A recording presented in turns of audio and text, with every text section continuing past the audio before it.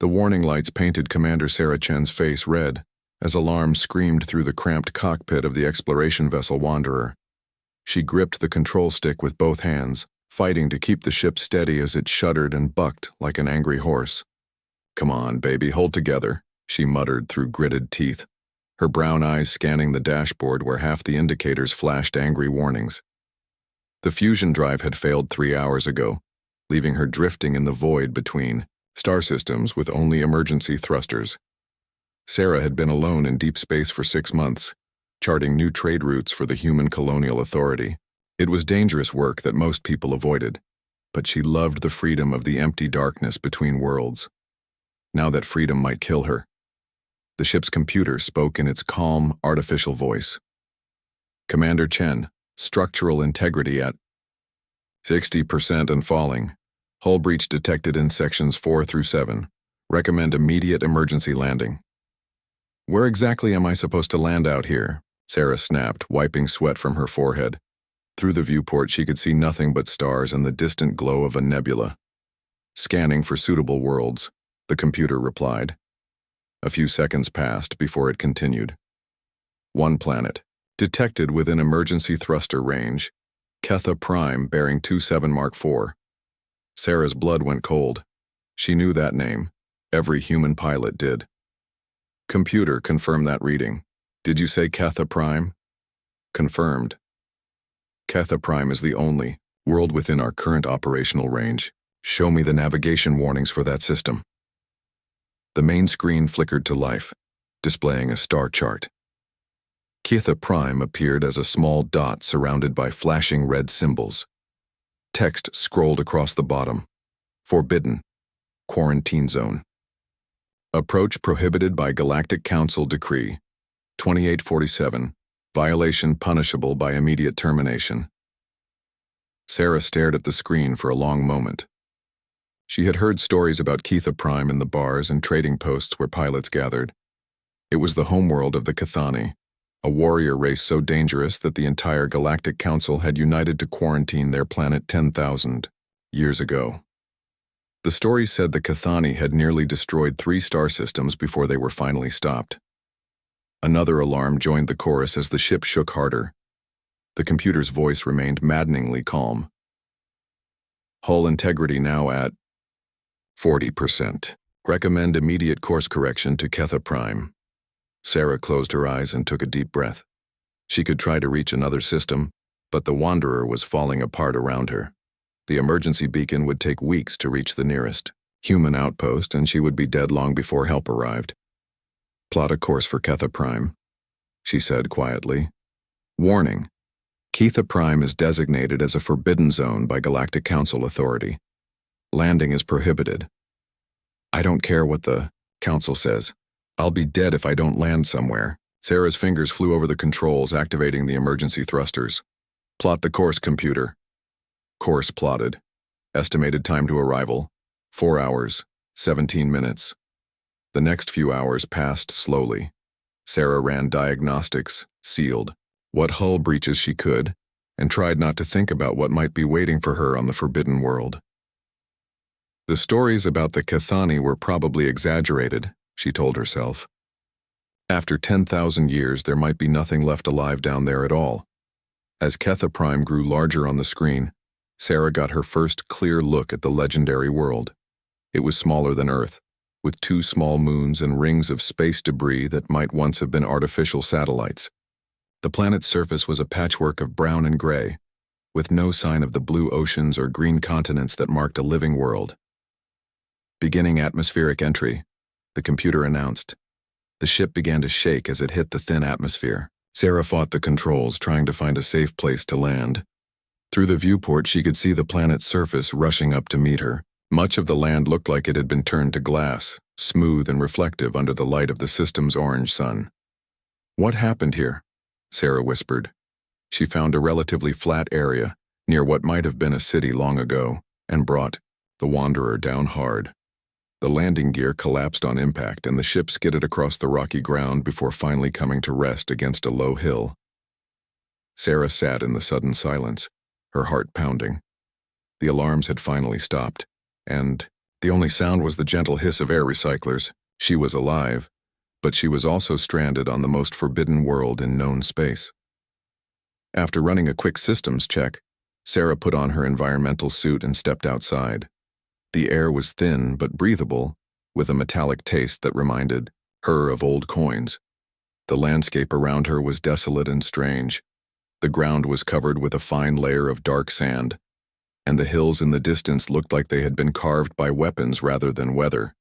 The ruins of what had been a vast city stretched to the horizon.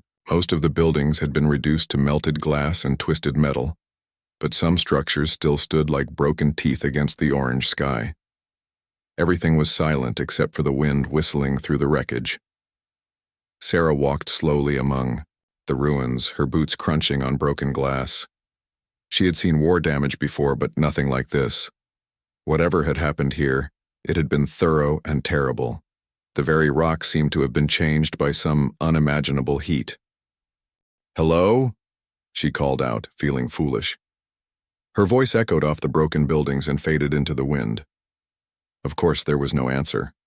After 10,000 years, there could not be anything alive in this wasteland. But as Sarah turned to head back to her ship, she noticed something that made her stop.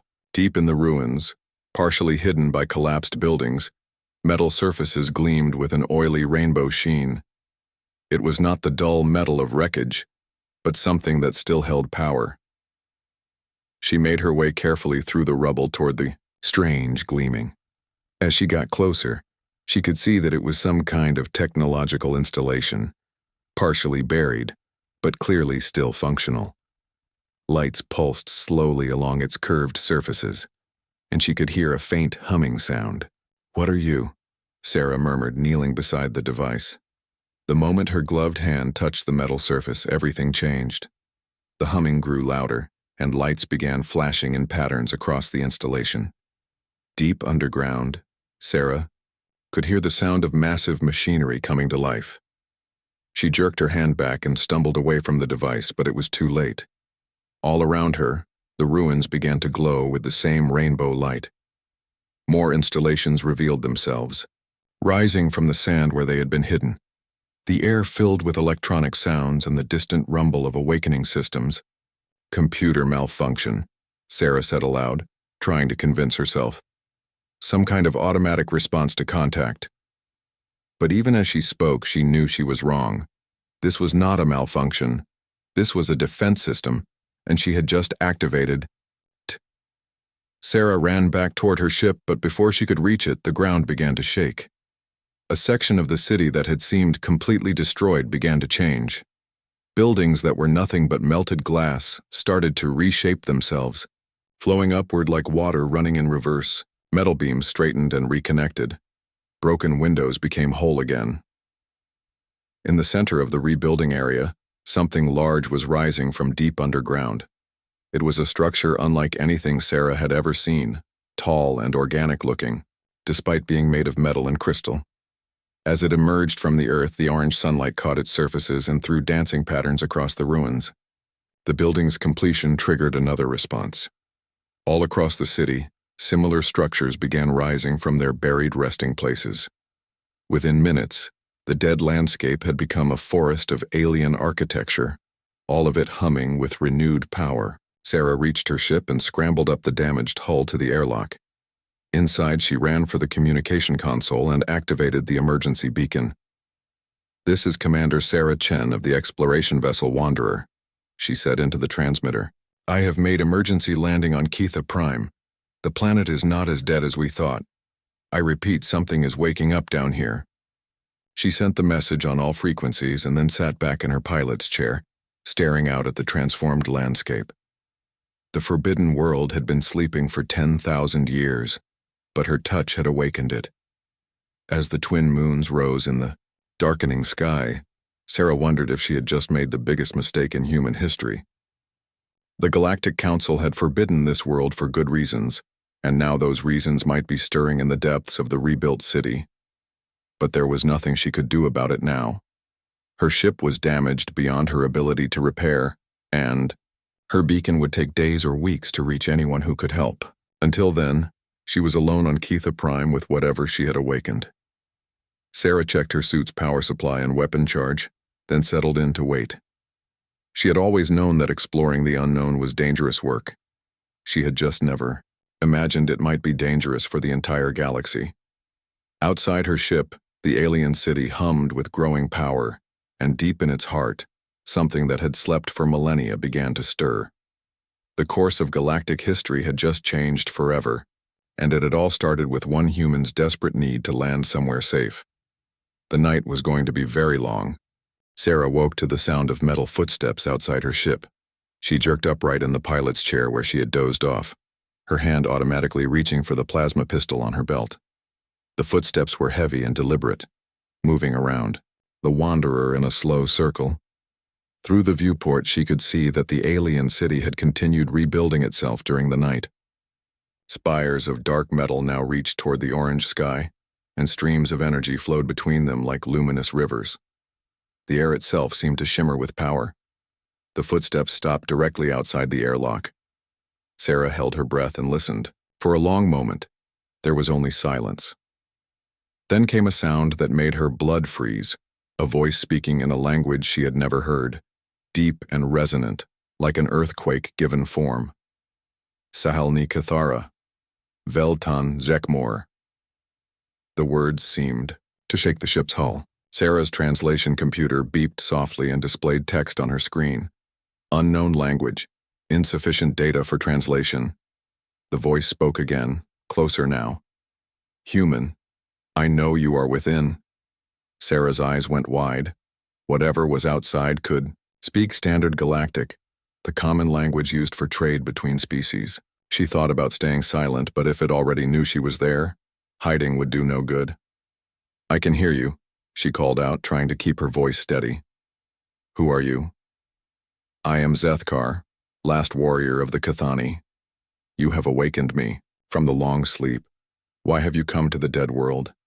Sarah stood slowly and moved to the viewport. What she saw outside made her gasp.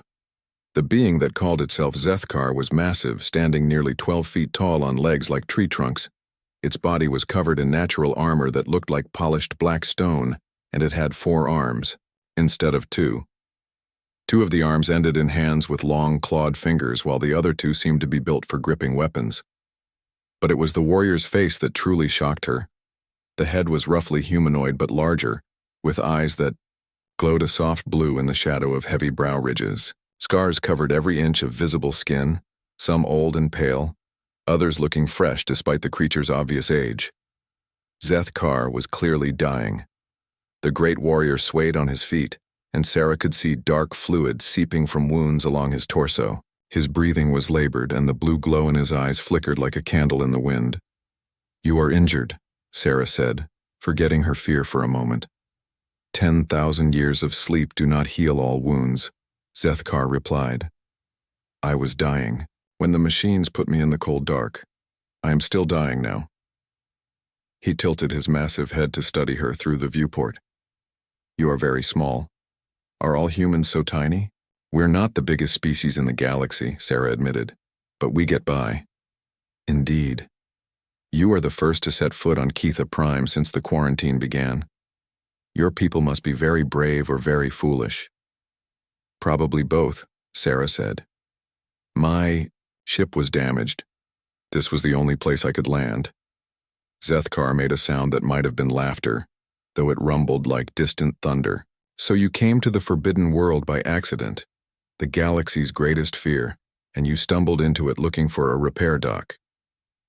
The massive warrior took a step closer to the ship, then stumbled. Sarah watched in alarm as he fell to one knee, one of his 4 hands pressed against his side where the dark fluid was flowing more freely. You need medical attention, Sarah said. I need death. Zethkar replied quietly. But death has been slow in coming. Sarah looked at the dying warrior through her viewport and made a decision that would change everything. She had emergency, medical supplies, and despite his frightening appearance, Zethkar had not tried to attack her. In fact, he seemed more tired than dangerous. I have medical supplies on my ship, she said. I could try to help. Zethkar's glowing eyes fixed on her. You would aid a Cathani? Do you not know what we are? I know what the stories say, that your people were warriors who fought the entire galaxy and lost. The stories are not wrong, but they are not complete either. Zethkar struggled to stand again. Why would you help someone like me? Sarah was quiet for a moment, thinking. Because you're hurt, and I can help. It's that simple. The great warrior stared at her for a long time. Simple, he repeated softly. When did anyone last call anything about the Cathani simple? Sarah cycled through the airlock and stepped outside, her medical kit in one hand and her plasma pistol in the other. She kept the weapon lowered but ready as she approached Zethkar. Up close, the warrior was even more impressive. His natural armor was scarred from countless battles, and some of the marks looked like they had been made by energy weapons powerful enough to crack stone. But Sarah could also see that he was clearly in pain. May I examine your wounds? She asked. Zethkar nodded slowly and lowered himself to the ground so Sarah could reach him. I have been alone for so long, he said quietly. I had forgotten what it was like to speak with another living being. Sarah opened her medical kit and began scanning Zethkar's injuries with a portable diagnostic unit. The readings made her frown. These wounds are old, but they're getting worse. Some kind of energy poisoning in your system. Plasma burns from the last battle, Zethkar explained. My people fought with weapons that burned hotter than stars. Some wounds never heal. Sarah began cleaning the worst of the injuries with disinfectant. Zethkar flinched but did not pull away. Tell me about the last battle. What happened here? Madness happened, Zethkar said, his voice growing distant. A plague swept through our worlds, making us rage-blind and violent. We fought everyone, including each other. When the madness finally broke, there were so few of us left. The stories say your people tried to conquer the galaxy. The stories are told by the winners. Zethkar winced as Sarah applied healing gel to a particularly deep wound. We were not conquerors. We were desperate survivors trying to find a cure for the plague that was destroying our minds. Sarah paused in her work. A plague? The Galactic Council records say the Cathani were aggressive by nature. The Council says many things, not all of them are true. Zethkar's 4 hands clenched into fists. They quarantined us not because we were dangerous, but because they feared what we might become if we were healed. What do you mean? Before Zethkar could answer, alarms began wailing from Sarah's ship. She looked up to see red warning lights flashing on the Wanderer's hull. What is that? Zethkar asked. Sarah ran back to her ship and checked the long-range sensors. What she saw on the screen made her heart sink. A dozen ships were approaching Ketha Prime, their energy signatures marking them as Galactic Council vessels. We have company, she called to Zethkar. Council ships probably responding to my emergency beacon. The great warrior struggled to his feet. They come quickly. Someone must have been watching for any activity on Ketha Prime. Is that bad? Zethkar looked at her with something that might have been pity in his glowing blue eyes. Human. The Galactic Council has spent 10,000 years making sure that nothing ever leaves this world alive. They will not care that you came here by accident. Sarah felt ice forming in her stomach. What are you saying?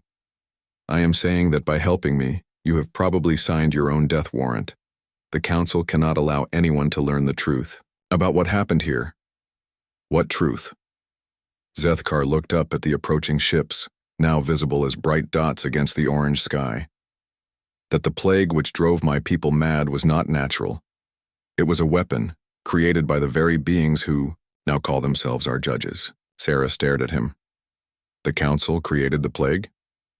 Not all of the Council, but those who lead it, yes. They feared our strength, so they poisoned our minds and then destroyed us when we became what they made us. Zethkar's voice grew harder, and now they come to finish what they started. The ships were getting closer. Sarah could see that they were warships, bristling with weapons.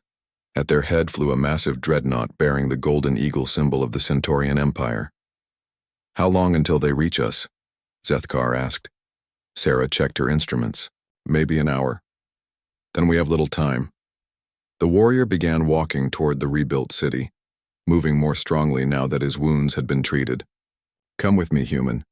There is something I must show you. My name is Sarah, she called after him. Sarah Chen. Zethkar paused and looked back at her. Sarah Chen, who helps her enemies and asks no reward. Follow me, Sarah Chen. It is time you learned why the galaxy fears this world. Sarah grabbed her equipment and hurried after the massive warrior. Behind them, the council ships grew larger against the sky, and the forbidden world prepared to reveal its secrets. The course of galactic history was about to turn on the kindness of one human who had simply wanted to help someone who was hurt. But first, Sarah had to survive long enough to understand what she had stumbled into. And high above them, Admiral Vorth of the Centaurian Empire looked down at the scanner readings from Ketha Prime and smiled coldly. After 10,000 years of waiting, he would finally have the chance to finish what his ancestors had started. Zethkar led Sarah through the rebuilt city at a pace that left her struggling to keep up. The massive warrior moved with purpose now, his forearms swinging in rhythm as he navigated the twisting streets between towering spires of dark metal. Where are we going? Sarah asked, breathing heavily. To the heart of Ketha Prime, Zethkar replied without slowing. To the place that holds the truth they tried to bury with my people. The city around them was alive with energy. Streams of blue light flowed along the walls of buildings like luminous blood vessels, and the air hummed with power. Sarah noticed that the architecture was both beautiful and practical. Every surface served multiple purposes, and there was no wasted space. Your people built all this? She asked. This was one of our smaller outposts, Zethkar said. A research facility, not a true city. But it will serve our purposes. They reached the base of the largest spire, a tower that stretched up into the clouds. Zethkar placed one of his hands on a panel beside what looked like an entrance, and the wall simply melted away, revealing a corridor beyond. Cathani biotechnology, he explained, seeing Sarah's surprised expression. Our buildings are grown, not built. They respond to us because they are part of us. They stepped inside, and immediately Sarah felt a strange sensation, as if the walls were watching her. The corridor was lit by the same blue energy that flowed through the city, and she could feel a subtle vibration in the floor beneath her feet. The building is alive, she said, more statement than question. In a sense, yes. All of our technology is bio-integrated. We learned long ago that the best tools are those that think and grow and adapt. Zethkar gestured for her to follow him toward what appeared to be a lift shaft. It is part of what made us so dangerous to those who prefer their subjects to remain static and controllable. The lift carried them up through the tower at incredible speed. Through transparent walls, Sarah could see the landscape of Ketha Prime, spread out below them. The vast glass plains, the distant mountains, and the approaching council fleet now clearly visible as a cluster of dark shapes against the orange sky. They'll be here soon, she said. Soon enough, Zethkar agreed. But first you must understand what you are truly dealing with. The lift stopped at the top of the tower, and they stepped out into a vast, circular chamber. The walls were covered with displays showing star maps, chemical formulas, and data streams that moved too fast for Sarah to follow. In the center of the room stood a pedestal holding what looked like a sphere of liquid light. The archive, Zethkar said reverently. The collected knowledge and memory of the Cathani race. Sarah approached the sphere cautiously. As she got closer, the displays on the walls began to change, showing images that made her gasp. She saw the Cathani as they had been before the plague, a proud, noble people who had achieved remarkable things. Cities that floated among the clouds, starships that could cross the galaxy in days rather than months, medical technology that could cure any disease and repair any injury. You were incredibly advanced, Sarah said. We were, Zethkar said sadly. Perhaps too advanced for our own good, or perhaps too advanced for others to tolerate. The displays changed again, showing a different story now. Sarah saw Cathani scientists working frantically in laboratories, their faces twisted with confusion and fear. She saw warriors attacking their own allies, their eyes filled with mindless rage. She saw cities burning as the plague spread through the population. It started small, Zethkar explained.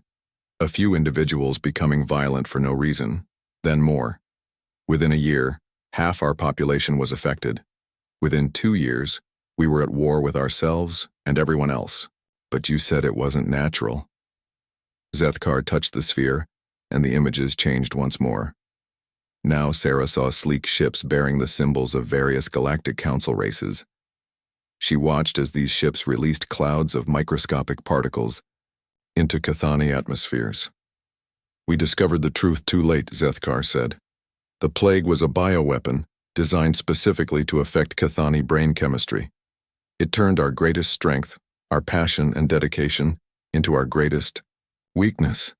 Sarah stared at the evidence flowing across the displays. Who? Which races were responsible? The Centaurians led the effort, but they had help from others who feared our growing influence.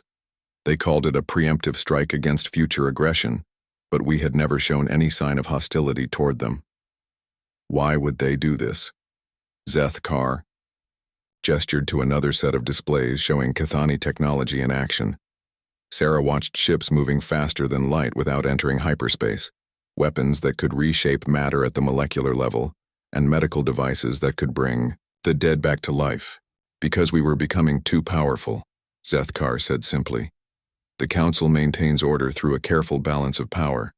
No single race is allowed to become too advanced, too influential, too independent. We were threatening that balance. So, they poisoned you and then painted you as the villains when you fought back.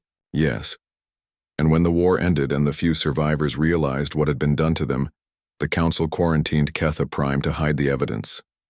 For 10,000 years, this world has served as both prison and tomb. Sarah felt sick. She had grown up believing in the Galactic Council as a force for peace and order. To learn that they were capable of genocide was almost too much to process. But why are you telling me this? She asked. What can I do about something that happened 10,000 years ago? Zethkar turned away from the archive and looked out through the transparent walls at the approaching fleet. Because, Sarah Chen, you are about to be the first person to leave this world with knowledge of the truth, and because there is something else hidden on Ketha Prime that the Council still fears. He led her to another part of the chamber, where a new set of displays showed a massive structure deep beneath the planet's surface. It was beautiful and terrible at the same time, a fusion of technology and biology that pulsed with its own inner light. The Forge of Stars, Zethkar said, the greatest achievement of the Cathani race. What does it do? Everything. It can create matter from energy, heal any wound or disease, build ships that travel between galaxies as easily as you walk between rooms. With the Forge, a single world could reshape the entire galaxy. Sarah understood now. That's why they quarantined the planet. Not to keep you from getting out, but to keep anyone else from getting in. The Council has been waiting for the Forge to become accessible again. Our biotech requires living operators. It cannot be used by machines or the dead.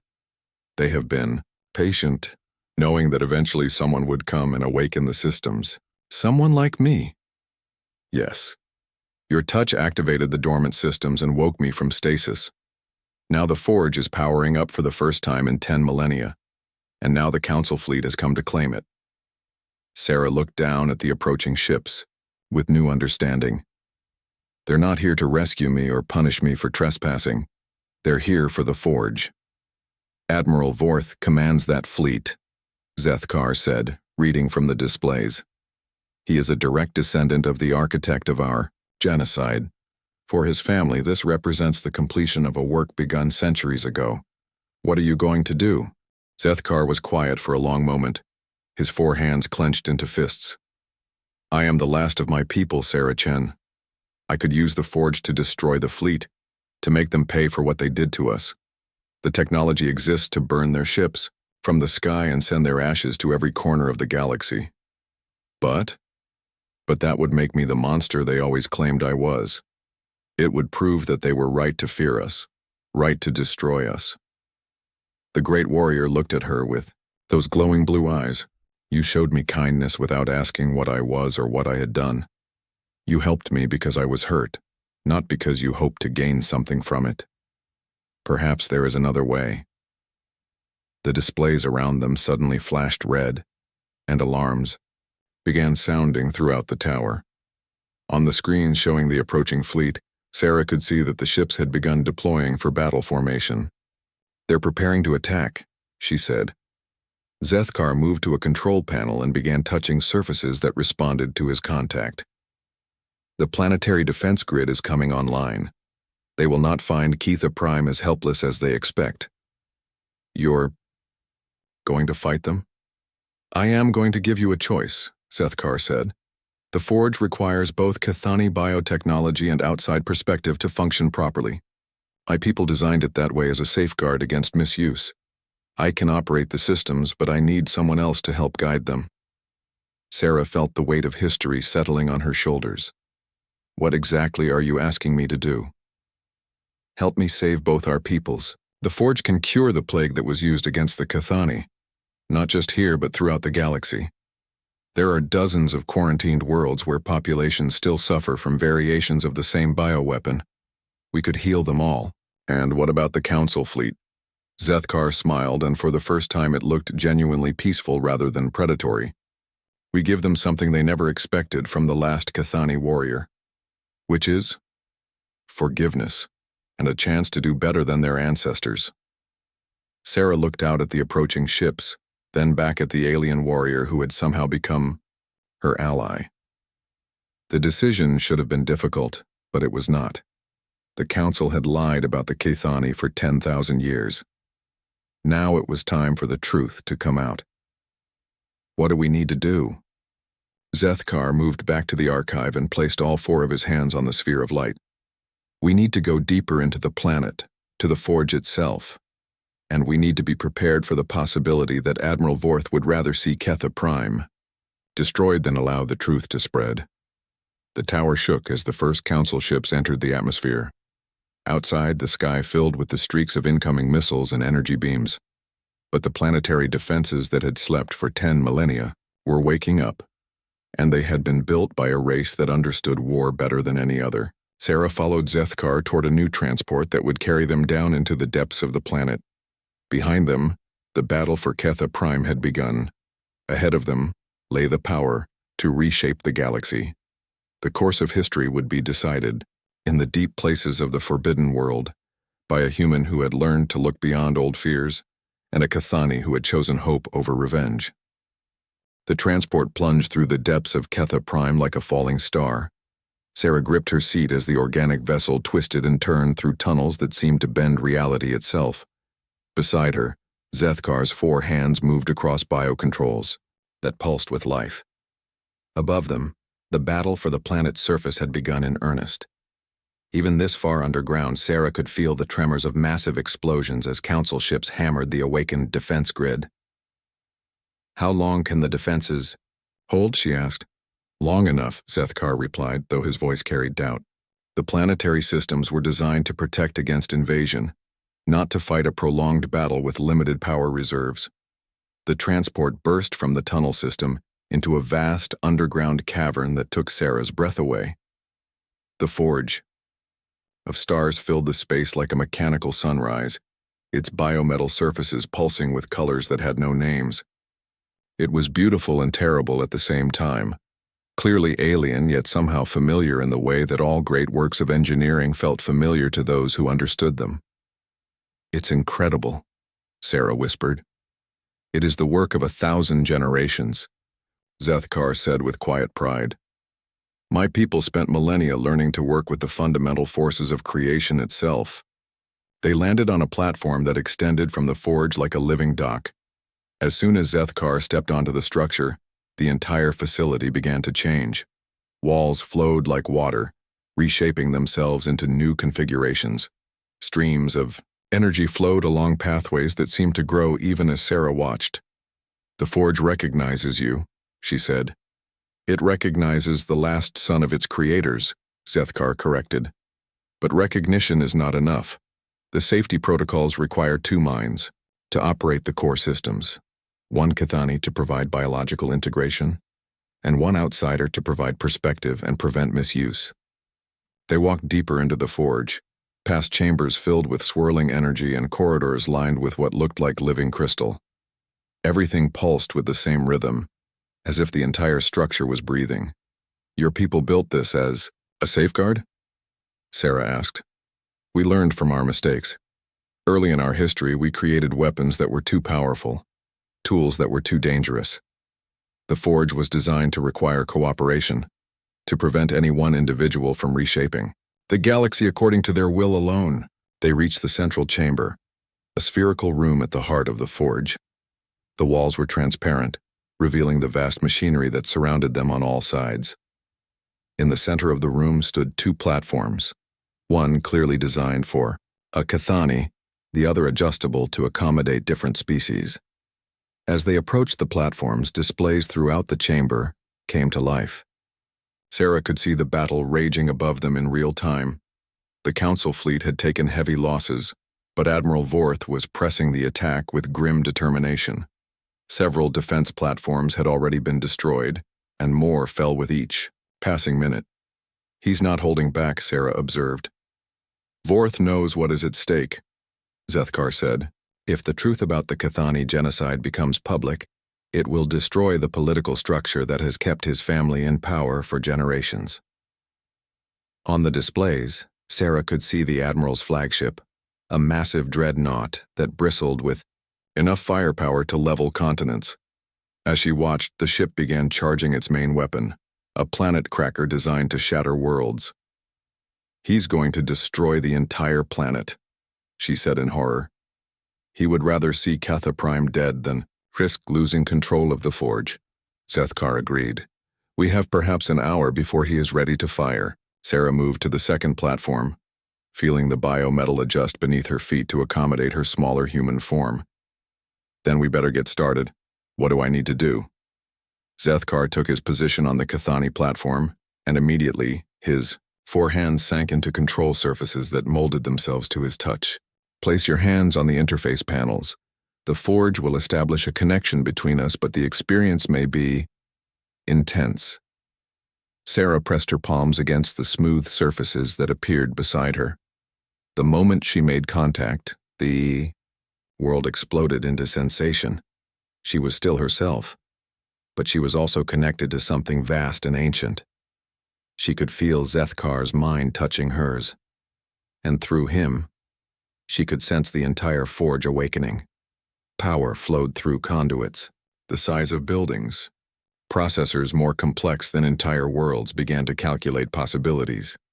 But most overwhelming of all was the sudden awareness of what the forge could do.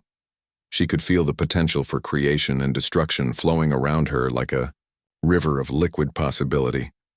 With a thought, she could reshape matter at the atomic level. With another, she could send healing energy to every living thing on the planet. "Focus, Sarah Chen," Zethkar's voice said inside her mind. "The power is intoxicating, but we must use it wisely." Sarah forced herself to concentrate on their goal. Through the forge's sensors, she could feel the plague that had tormented the Isu. Cathani, a subtle but vicious bioweapon that turned passion into rage and dedication into destruction. She could also sense similar weapons throughout the galaxy, still active on dozens of quarantined worlds. "I can see it," she said. "The plague pattern, it's like a virus, but designed specifically for neural chemistry.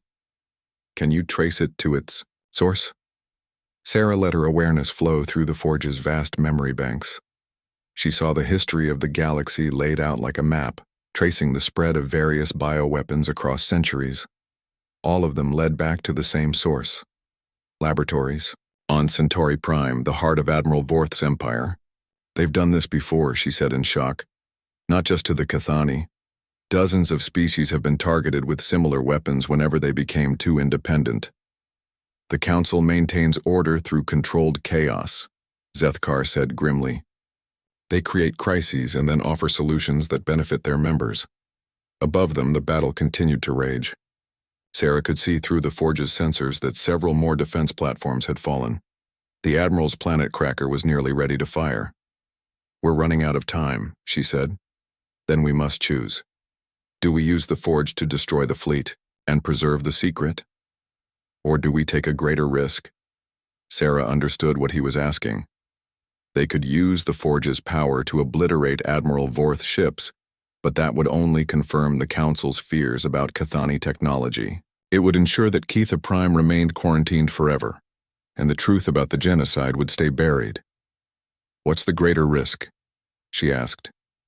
We broadcast the cure for the plague to every quarantined world in the galaxy simultaneously. We heal all the victims of the Council's bioweapons at once, and we send the evidence of what was done to them to every major population center. Sarah felt the scope of what he was suggesting. It would be impossible to hide or deny. The entire galaxy would learn the truth about the Council's methods in a single moment. But that will start a war, she said. Yes. But it will be a war for the truth, not a war built on lies. The Admiral's planet cracker reached full charge. On the displays, Sarah could see the massive weapon beginning to target the forge's location. They had minutes at most. There's a third option, Sarah said suddenly. What? We don't just heal the plague victims and expose the truth. We give everyone in the galaxy the ability to detect and resist bioweapons. We make it impossible for the Council to use these methods ever again. Zethkar was quiet for a moment, considering. That would require fundamental changes to the biology of billions of beings. It would be the largest act of genetic engineering in galactic history, and it would ensure that no one could ever do to another species what was done to yours. The risks are enormous. We could make a mistake that affects every living thing in the galaxy. Sarah felt the weight of the decision. Through the forge, she could sense the Admiral's finger hovering over the firing control for his planet cracker. In moments, Ketha Prime would be nothing but debris and radiation. But she could also sense something else, the hope and determination of her own species, scattered across dozens of human colonies. Humanity was young in galactic terms, but they shared something important with the Cathani. They refused to accept that things had to stay the way they were. I trust you, she said to Zethkar, and I think you trust me. Let's do something that's never been done before. Zethkar's mind touched hers with something that felt like a smile. Very well, Sarah Chen. Let us change the galaxy forever. Together they reached out through the forge to every living world in known space. Sarah felt her consciousness expand beyond anything she had thought possible, touching the minds and bodies of countless beings. She felt their pain, their fear, their hope. And then, in a moment that lasted forever and was over in an instant, she and Zethkar rewrote the biological destiny of every species in the galaxy. The plague patterns dissolved like smoke in sunlight. On quarantined worlds throughout space, populations that had suffered for millennia suddenly found their minds clear for the first time in generations. But more than that, every living being now carried within their genetic code the ability to recognize and resist bioweapons. The age of biological warfare was over. At the same time, the evidence of the Council's crimes flooded every communication network in the galaxy. Historical records, scientific data, and personal testimonies from the Forge's archives spread like wildfire across space.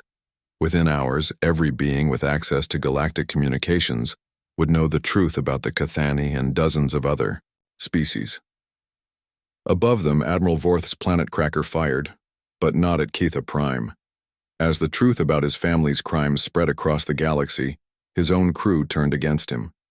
The massive weapon was turned instead on the Admiral's flagship, vaporizing it and him in a single brilliant flash. Sarah and Zethkar collapsed on their platforms as the connection to the forge broke. Both were exhausted beyond measure, but alive. Is it done? Sarah asked weakly. Zethkar managed to nod. It is done. The galaxy will never be the same. On the displays around them, Sarah could see the Council fleet in chaos. Some ships were fleeing, others were firing on each other as the truth about their mission became clear. And from every corner of the galaxy, new voices were joining a growing chorus of anger and hope. The forbidden world had given up its secrets at last. The course of history had been changed forever by a human who had refused to abandon someone in need, and a Cathani who had chosen healing over revenge. But the hardest part was still to come. Now they had to survive long enough to see what kind of galaxy they had helped to create. 3 months after the day that would come to be known as the Great Awakening, Sarah Chen stood at the observation deck of the rebuilt Galactic Assembly Hall and watched ships from 100 different worlds converge on the neutral station. Many of these vessels bore the marks of recent battle, but they came in peace now, united by a common purpose. Beside her, Zethkar watched the same scene with his glowing blue eyes. The last Cathani warrior had traded his armor for the simple robes of an ambassador, though he still towered over every other being in the station. "Are you ready for this?" Sarah asked. "I have been alone for 10,000 years," Zethkar replied. "I think I am ready to speak for my people one final time." The galaxy had changed dramatically since the Forge of Stars had broadcast its revelations. The old Galactic Council had collapsed within days as member worlds learned the truth about the bioweapons program. Entire star systems had declared independence from the Centaurian Empire. 3 different wars of liberation were still being fought in the Outer Rim territories, but something new was being born from the chaos. The beings gathering in the assembly hall represented a different kind of galactic government, one built on truth rather than controlled deception, on cooperation rather than domination. "The human delegation has arrived," announced the station's AI. Through the transparent walls of the observation deck, Sarah could see the familiar shapes of human ships taking their positions in the traffic pattern. She smiled as she recognized the lead vessel. The exploration ship Pioneer had been her home for 2 years before she had transferred to the Wanderer. Captain Martinez was probably at the controls, still complaining about regulations while secretly enjoying every moment of the chaos. "Your year. People have adapted quickly to the new situation," Zethkar observed. "Humans are good at adapting," Sarah said. "It's one of our better qualities." That was an understatement. In the 3 months since the Great Awakening, human colonies throughout the galaxy had become centers of innovation and cooperation. The bioweapon resistance that Sarah and Zethkar had written into every living genome had freed dozens of species from generations of artificial limitations, and many of them were discovering abilities they had never known they possessed. The Altarians, freed from a plague that had made them docile and compliant, had revealed themselves to be master engineers, whose ships could travel faster than anything the old council had built. The crystalline vegan collectives, no longer suppressed by neural dampening compounds, had developed communication technologies that allowed instantaneous coordination across galactic distances, and humanity, young and adaptable as always, had become the natural mediators between species learning to work together for the first time in millennia. "Ambassador Chen, Ambassador Zethkar," said a voice behind them. They turned to see Director Yala of the Andromedan delegation, her blue-scaled features showing the strain of organizing the new assembly. "The session is ready to begin, Sarah," and Zethkar followed the director through corridors that buzzed with activity. Beings from across the galaxy moved with purpose, many of them species that had been quarantined or suppressed under the old order. The air itself seemed to vibrate with possibility. They entered the main assembly chamber, a vast spherical space where representatives from nearly 200 worlds waited in floating platforms arranged in no particular hierarchy. This was not the old council where certain species sat in positions of authority, while others were relegated to observer status. Every world that chose to participate had an equal voice. Sarah took her position at the human delegation's platform, while Zethkar moved to the center of the chamber. As the last survivor of the Cathani, he had been given the honor of opening the first session of the new Galactic Assembly. The chamber fell silent as Zethkar began to speak. His voice, amplified by the station's systems, reached every corner of the vast space. 10,000 years ago, he said, "my people were murdered by those who feared what we might become. Today I stand before you not seeking revenge, but offering something my ancestors never had. The chance to build a galaxy where no species needs to fear another's success." Murmurs of approval rippled through the chamber. On her platform, Sarah felt a surge of pride.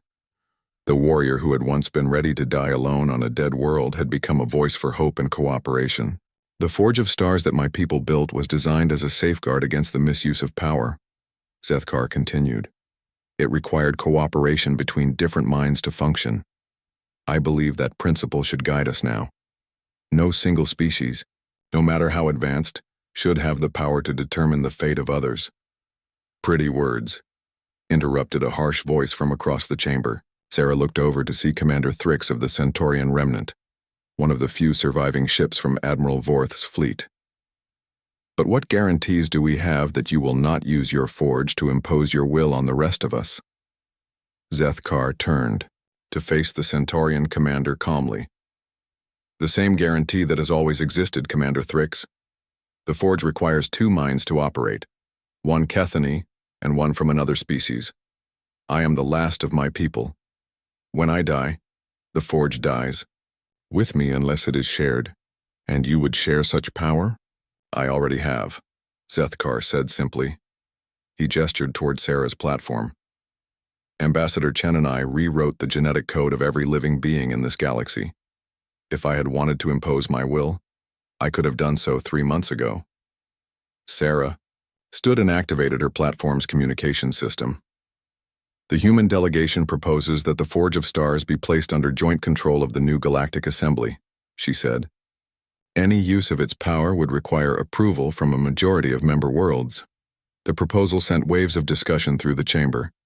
Sarah could see representatives huddling in urgent conferences, translating the implications for their home worlds. You would give up such an advantage? Asked Ambassador Keller of the Vegan Collective, her crystalline form shimmering with surprise. It was never meant to be an advantage, Sarah replied. The Cathani built the forge as a tool for all life, not a weapon for one species. It belongs to the galaxy, not to any individual world. The human speaks wisdom, said a new voice. All heads turned to see a massive shape materializing in the center of the chamber, a titan from the deep space habitat worlds, one of the oldest species in the galaxy. We have watched the young races with interest. Some seek to dominate, others to isolate themselves. But these humans, they seek to elevate all. Sarah felt a flush of warmth at the ancient being's words, but she also felt the weight of responsibility. Humanity was being cast as the mediator of the new order, and she knew that not all of her species would welcome that role. The human colonies have agreed to serve as neutral ground for species learning to work together, she said. But we cannot do this alone. Every world represented here has knowledge and abilities that the galaxy needs. And what of enforcement? Asked Commander Thrix. How will you prevent species from falling back into the old patterns of domination and conquest? Zethkar answered that question. The bioweapon resistance that now exists in every living being extends beyond simple immunity to artificial plagues. It includes enhanced empathy and communication abilities. It will be much harder for any species to dehumanize another when they can literally feel their pain. Sarah had discovered this herself in the weeks following the Great Awakening. She found herself more aware of the emotional states of those around her, more able to understand different perspectives. It was subtle, but real. The galaxy was becoming more connected at a fundamental level. We propose a new charter, said Director Yala, stepping forward with a holographic display. The principles of the new Galactic Assembly. First, no species shall be prevented from developing its full potential. Second, no world shall be quarantined or isolated without its consent. Third, all major decisions affecting multiple worlds shall be made by consensus rather than force. The debate that followed lasted for hours. Representatives argued details, proposed amendments, and negotiated compromises. But gradually, Sarah could see consensus forming. The beings in this chamber had all experienced oppression under the old order. They were determined not to repeat those mistakes. As the session wound down, Sarah found herself back on the observation deck with Zethkar. Outside, the ships of the new alliance maintained their careful formations, but she could see that many of them were beginning to work together. Human vessels shared navigational data with Altarian ships. Vegan collectives coordinated their movements with Andromedan cruisers. "Do you think it will work?" she asked. "I think it has to," Zethkar replied. "The alternative is a return to the old ways of fear and domination, and I believe your species will not allow that to happen." Sarah looked out at the stars, thinking about all the human colonies scattered throughout the galaxy. They were still young and sometimes reckless, but they had something that older species sometimes lost, the belief that things could always be better than they were. "Humanity didn't ask to be the mediators of galactic politics," she said. "No, but you stepped forward when it was needed. That is what makes you dangerous to those who prefer the status quo, and valuable to those who seek change." A communication alert chimed, and Sarah activated her personal display. The message was from Captain Martinez aboard the Pioneer. "Sarah," his familiar voice said, "we've got reports of a new species making contact in the Vega system.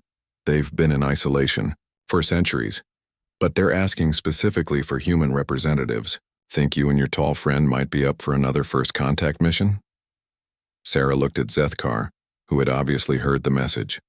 The great warrior's scarred features showed something that might have been amusement. "It seems the galaxy still needs pioneers," he said. "Are you up for more traveling?" Sarah asked.